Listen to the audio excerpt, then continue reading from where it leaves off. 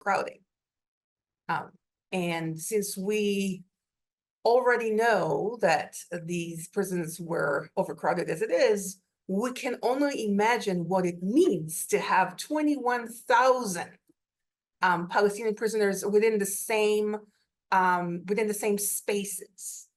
The other thing is that during this war on Gaza, Israel created extra spaces to hold Palestinian prisoners. We know, of course, of the Teiman camp. It's a military camp, but they converted part of it into a form of a detention center, holding pen, that prisoners are brought there, held there for months on end. Now, because the abuses in Teiman have become public, Israel sort of made this promise that they're going to close it. They closed it just like Obama closed Guantanamo Bay, as in they did not close it at all. In fact, only last week, a lawyer visited Teiman.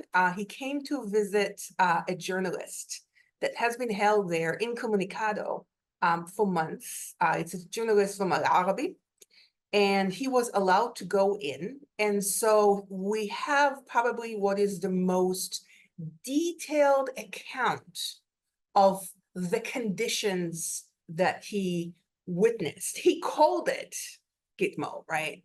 He called it Guantanamo Bay. He said that it's more horrific than Abu Ghraib. So you can imagine. And so this lawyer was allowed in. And so he was able to see the holding pens. These prisoners are being held in holding pens.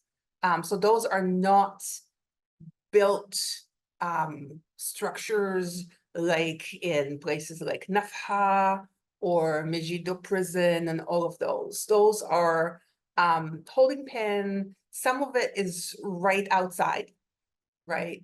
And so these prisoners are not allowed to talk to one another. Most of them are, in fact, tied. Both their arms and legs are tied. They're not allowed to shower.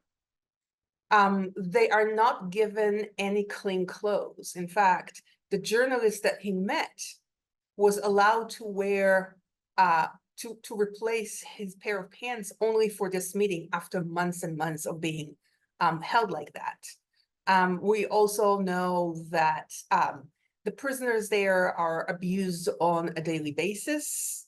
They are barely allowed to eat.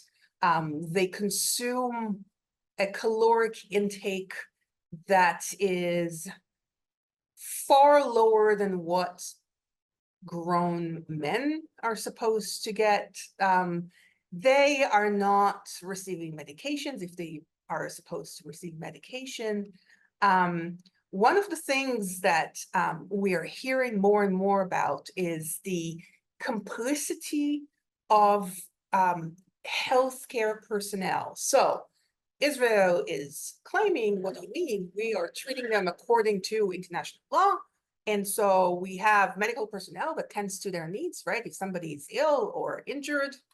But in fact, only in the last few days, we heard that medical personnel, as in nurses and doctors and medics, take part in the abuse of prisoners. One of the reasons we know that is because the general manager of Al-Shifa hospital in the Gaza Strip was released. He was held there since, I think it was November that they captured him. And so he was able to provide quite a few vivid details about the participation of medical personnel. He was also talking about the type of daily abuses that people endure. I don't think we heard most of it. I think he himself is probably still working through some of the things that he has been through.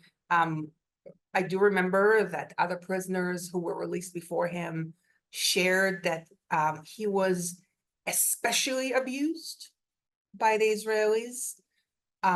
They broke his arms and legs and humiliated him and all of those things.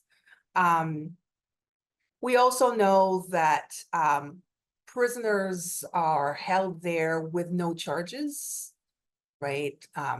Like him, right?